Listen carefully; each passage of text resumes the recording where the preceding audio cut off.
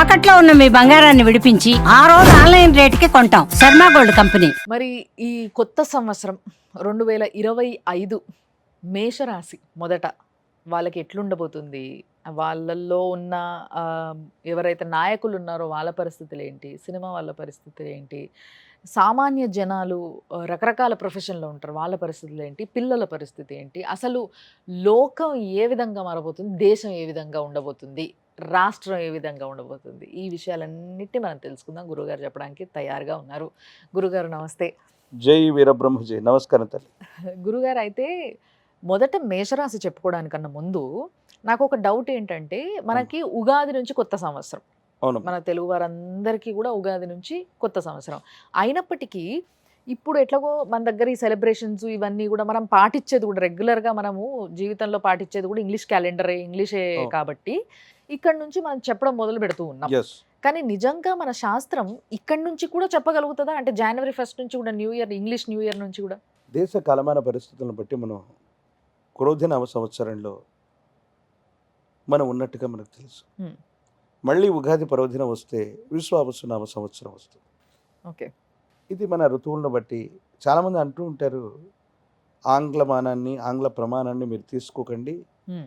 జనవరి 1న జరుపుకోకండి. హ్మ్. కేవలం ఉగాది మాత్రమే మనకి ఆరంభం. ఉగాది అయ్యింది. అవును. ఒక శాలివాహక శకం కూడా మొదలైంది. హ్మ్. అప్పటి నుంచే కాబట్టి ఉగాదిని మనం ప్రామాణికంగా తీసుకుంటాం. హ్మ్. మనందరికీ తెలియని అంశం ఇందులో ఒకటి నిబిడీకృతం. హ్మ్. నేను ఆంగ్లమానానికి సంబంధించిన కాంట్రవర్షియల్ జోలికి నేను వెళ్ళాను. హ్మ్. సనాతన ధర్మంలో నేను అందరూ మీరు ఏది పాటించండి అంటే ఉగాదిని పాటించమని చెప్తాను. కానీ ప్రతి మాసంలో కూడా ఒక సంక్రాంతి పర్వదినం వస్తుంది. అవును. దాన్ని సంక్రమణం అంటాం. అవును. రవి అనేటువంటి గ్రహం ఒక్కొక్క మాసానికి రమారమి 28.3 రోజులకి హ్మ్. ఒక రాశిలో నుండి వేరే రాశిలోకి వెళ్ళటాన్ని సంక్రమణం అని మనం చెప్తాం. హ్మ్. ప్రస్తుతానికి ఈ కార్తీక మాసం తర్వాత అటు ఇటుగా కార్తీక మాసానికి ధనుసు రాశిలోకి వచ్చాడు. హ్మ్. ధనుసు రాశిలో నుండి రవి అంటే తులలోకి వచ్చాడు కార్తీక మాసంలో. కార్తీక మాసం అయిపోగానే ధనుసులోకి వచ్చాడు, వృచ్చికంలోకి వచ్చాడు, వృచ్చికం నుండి ధనుసులోకి వచ్చాడు, ధనుసు నుండి మకరంలోకి వెళతాడు. ఎప్పుడు వెళతాడు? ఈ జనవరి ప్రారంభంలోని 2వ వారంలోనే వెళతాడు. ఓకే. ఈ మకరంలోకి వెళ్ళేటువంటి ఈ సందర్భాన్ని ఏం చెప్తాం? మకర సంక్రమణం, అదే అవును. సంక్రాంతి. అవును. ఏమిటి మకర సంక్రమణానికి ఉన్నటువంటి విశేషత? సంక్రాంతి పురుషుడి గురించి పంచాంగమే చెప్తుంది. హ్మ్. ఉత్తరాయణ పుణ్యకాలానికి సంబంధించి మన పంచాంగమే చెబుతోంది. ఇప్పటి వరకు నడిచినటువంటి దక్షిణాయనం అన్నటువంటిది వెళ్ళిపోయి హ్మ్.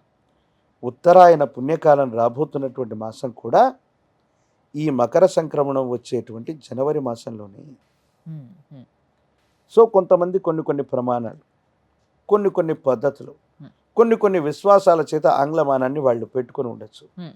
నేనేం చెప్తానంటే దేశ కాలమాన పరిస్థితులతో పాటు హ్మ్. మకర సంక్రమణం అవ్వనివ్వండి, హ్మ్. ఉత్తరాయణ పుణ్యకాలం అవ్వనివ్వండి, మొదలయ్యేటువంటి సందర్భం కూడా ఈ జనవరి మాసమే. అంటే ప్రతి నెలలో కూడా ఒక సంక్రమణం రవి జరుగుతూ ఉంటుంది. హ్మ్. ప్రత్యేకించి ఈ మకర సంక్రమణం తర్వాతే ఉత్తరాయణ పుణ్యకాలం మొదలు కాబోతుంది. కాబట్టి అన్ని రాసుల మీద తప్పనిసరిగా మార్పులు చేర్పులు వస్తాయి.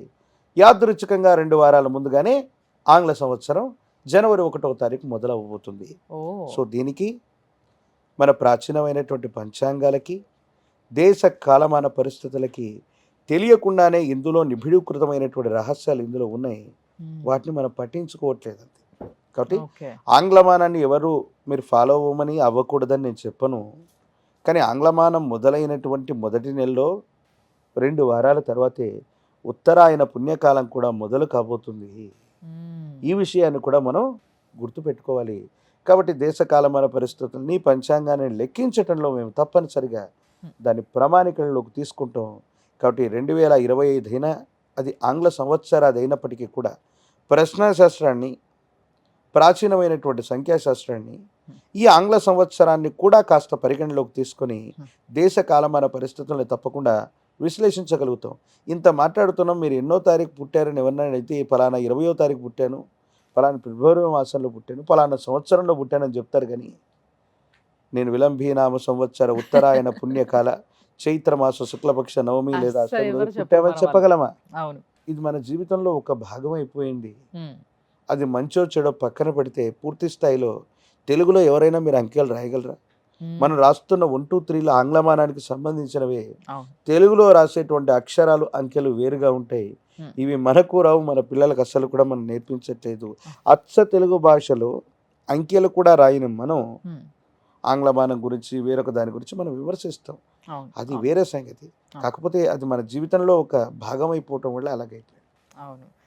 సో, అది ఒక భాగంగా మారినందువల్ల అండ్ అటే తెలియకుండా ఓ 2 వారాల తర్వాత ఈ ఫస్ట్ న్యూ ఇయర్ జనవరి 1 తర్వాత ఒక 2 వారాలకే ఏదైతే ఉత్తరాయణం రాబోతుందో అప్పుడొచ్చే మార్పులని బేస్ చేసుకుంటూ మనం చెప్తున్నాము.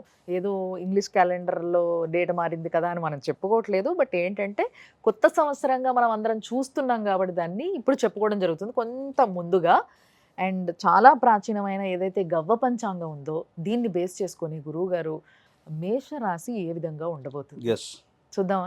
ఎస్ శివాయ బ్రహ్మణే నమ, వీరబ్రహ్మేంద్ర స్వామినే నమో నమ. జై వీరబ్రహ్మ జై గోవిందమాంబచి. ఓం హ్రీం క్లీం శ్రీం శివాయ బ్రహ్మణే నమో నమ. వచ్చినటువంటి ఫలితం రాహు సంబంధమైనటువంటి ఫలితం.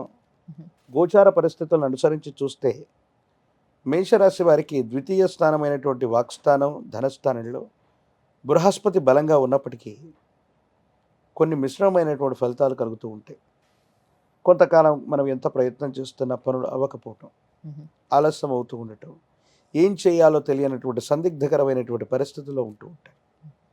వైవాహిక జీవితానికి సంబంధించి వివాహ జీవితంలో కొన్ని ఇబ్బందులు వచ్చేటువంటి అవకాశం ఉంది.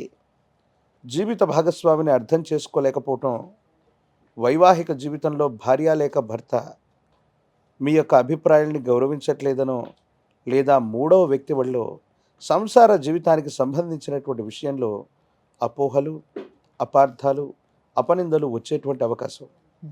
ప్రత్యేకించి ఆర్థికపరమైనటువంటి స్థితిగతుల్లో మే మాసం దాటినటువంటి తర్వాత ఆర్థికంగా అనుకూలవంతంగా ఉంది. ఉన్నతమైనటువంటి ఉద్యోగం, వ్యాపార సంబంధమైనటువంటి పరిస్థితుల్లో ఉన్నటువంటి వాళ్ళకి చాలా అనుకూలవంతమైనటువంటి ఫలితాలు రాబోతూ ఉన్నాయి. భవిష్యత్ అంతా కూడా చాలా సానుకూలవంతంగా ఉండేటువంటి అవకాశం ఉంది. మీ యొక్క ఖ్యాతి కూడా తప్పకుండా పెరిగేటువంటి అవకాశం ఉంది. సంతానపరమైనటువంటి అంశాల పట్ల జాగ్రత్త అవసరం. మీ గర్భవాసాన జనించిన సంతతి, వాళ్ళకు సంబంధించినటువంటి విద్య, క్రమశిక్షణ, వీటి గురించి ఎక్కువగా మీరు ఆలోచించాల్సినటువంటి అవసరం ఉంటుంది. ఎంతసేపు మీరు చేస్తున్న వృత్తి, ఉద్యోగం, వ్యాపార సంబంధమైనటువంటి జీవితంలో ఎక్కువగా గడిపేయటం వల్ల, కుటుంబ సభ్యులకు సరైనటువంటి సమయం ఇవ్వకపోవటం వల్ల కుటుంబపరమైనటువంటి అంశాలు, సంతానపరమైనటువంటి స్థితిగతుల్లో కొన్ని చిన్న ఇబ్బందులు, సమస్యలు, ప్రతిబంధకాలు వచ్చేటువంటి అవకాశం ఉంది. ప్రత్యేకించి ఆరోగ్యపరమైనటువంటి అంశాల పట్ల తస్మాత్ జాగ్రత్తగా ఉండటం చెప్పదగినటువంటి సూచన. ఎక్కువ సమయం ప్రయాణించటం, వృత్తి ఉద్యోగం కోసం ఎక్కువగా శ్రమ చేయటం వల్ల శరీరం అలసిపోవటం, దీర్ఘకాలికంగా ఉన్నటువంటి ఆరోగ్య సమస్యలు మిమ్మల్ని ఇబ్బంది పెట్టేటువంటి అవకాశం ఉంది. కానీ అంతర్జాతీయ సంబంధమైన వ్యాపారాలు ఉన్నవాళ్ళు, విదేశీ మూలకమైనటువంటి ధనాన్ని సంపాదించగలిగిన ఉన్నత ఉద్యోగులు మాత్రం చాలా అద్భుతమైన జీవితాన్ని గడపబోతున్నారు. పదోన్నతి లభిస్తుంది. మీరు చేసేటువంటి ప్రయత్నాలు సానుకూలవంతమవుతాయి. దేశ కాలమాన పరిస్థితులతో సంబంధం లేకుండా విదేశీ విద్య కోసం వెళుతున్న వాళ్ళు, విదేశీ వ్యాపారం లేదా ఉద్యోగం కోసం ప్రయత్నం చేస్తున్న వాళ్ళకి చాలా అనుకూలవంతమైనటువంటి కాలంగా చెప్పచ్చు. ఆర్థికంగా ఒడిదొడుకులన్నీ కూడా సమసిపోయి ఏ ఒక్క వ్యక్తికి రుణగ్రస్తుడిగా ఉండకూడని జీవన విధానం కావాలని కోరుకుంటున్న మీకు అన్నీ కూడా అనుకూలవంతమవుతాయి, యుగదాయకమవుతాయి. మీ జీవితంలో ఒక ఉన్నతమైనటువంటి స్థాయికి వెళ్ళేటువంటి అవకాశం ఉంది. ఈ సంవత్సరం మొత్తం కూడా అది ఆంగ్లమానం అని చెప్పినా, గోచార పరిస్థితులను బట్టి చెప్పినా కూడా ఈ మిశ్రమ ఫలితాలు కూడా మీరు కాస్త ఓర్పుతో, నేర్పుతో వ్యవహరించగలిగితే ఈ మిశ్రమ ఫలితాలను కూడా చాలా అనుకూలవంతమైనటువంటి పరిస్థితులుగా మార్చుకోగలిగినటువంటి స్థితిగతులు తప్పకుండా ఉన్నాయి. కానీ అనుకూలవంతమైన స్థితిగతులను అనుసరించి, ఎందుకంటే వచ్చినటువంటి ఫలితం రాహు సంబంధమైన ఫలితం. రాహుకి ప్రత్యధి అధిష్టాన దేవతా స్వరూపంగా దుర్గా స్వరూపమైన అమ్మవారిని మనం చెప్తుంటాం. దుర్గా స్వరూపాన్ని విశేషంగా పూజించండి.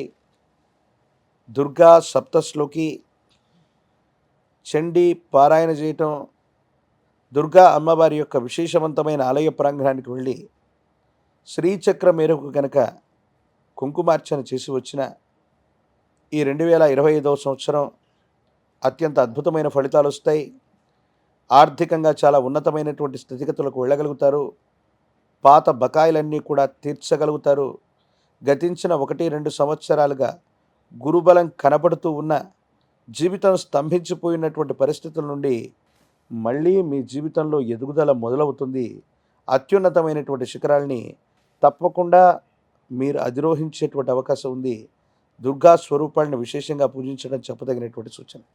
అద్భుతం గురువు గారు. నిజంగా అంటే క్లియర్గా విద్యార్థులకు కానీ, లేకపోతే వ్యాపారవేత్తలకు కానీ, లేకపోతే కొత్త ఉద్యోగం కోసం ఎదురు చూస్తున్న Yes. వాళ్ళకి కానీ, భార్యాభర్తల సంబంధం గురించి కానీ, పిల్లల గురించి కానీ చాలా క్లియర్గా చెప్పారు. దీంట్లో మరి ఎవరైనా నేతలు ఉంటే, మన అవును. యొక్క రాజకీయ నేతలు ఎవరైనా ఉంటే వాళ్ళకి సంబంధించి ఏ విధంగా ఉండబోతుంది? రాజకీయపరమైన రంగాల్లో ఉభయ తెలుగు రాష్ట్రాలకు సంబంధించినటువంటి చాలామంది కేబినెట్ మినిస్టర్ల యొక్క రాశి మొత్తం కూడా మేషరాశి. మేషరాశిలో చాలామంది ప్రముఖులు ఉన్నారు. పదోన్నతి లభిస్తుంది. నిజమైనటువంటి గురుబలం ఇప్పుడు మొదలు కాబోతుంది.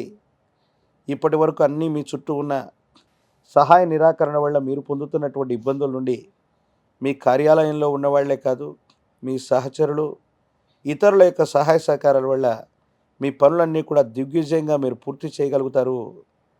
ఆర్థికపరమైనటువంటి ప్రణాళికలు సరిగ్గా ఉంటాయి. మంచి ప్రాజెక్టులను పూర్తి చేయగలుగుతారు.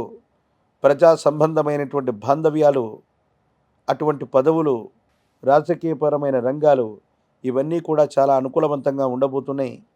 మీడియాకు సంబంధించినటువంటి విధి విధానంలో మీరు మాట్లాడుతున్నటువంటి సందర్భంలో అవ్వచ్చు, ఒక ముఖ్యమైనటువంటి సమాచారాన్ని ఇచ్చేటువంటి సందర్భంలో అది సంచలనం అయ్యేటువంటి అవకాశం ఉంది. కాబట్టి ఆలోచించి మాట్లాడడం మాత్రమే చెప్పదగినటువంటి సూచన.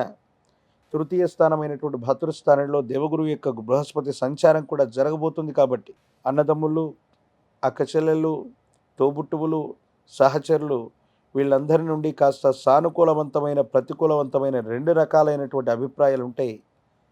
బాగా పరిష్కారాలు అవుతాయి. ఎంతో కాలంగా స్థిరచరాస్తుల విషయంలో ఒక కొలిక్కి రానటువంటి సమస్యలను కూడా చాలామంది ప్రముఖుల యొక్క జీవితంలో అన్నదమ్ములు తగువబడుతున్నటువంటి పరిస్థితిని చూస్తున్నాం.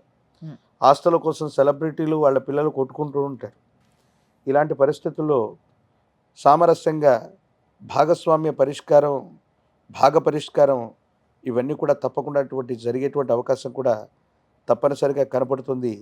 ఏది ఏమైనప్పటికీ దుర్గా స్వరూపమైనటువంటి అమ్మవారిని, చండీ స్వరూపాలని ఎంత పూజిస్తే అంత యుగదాయకమైన ఫలితం తప్పకుండా లభిస్తుంది. ధన్యవాదాలు గురువు గారు. జై వీరబ్రహ్మ, జై గోవింద బంబజీ.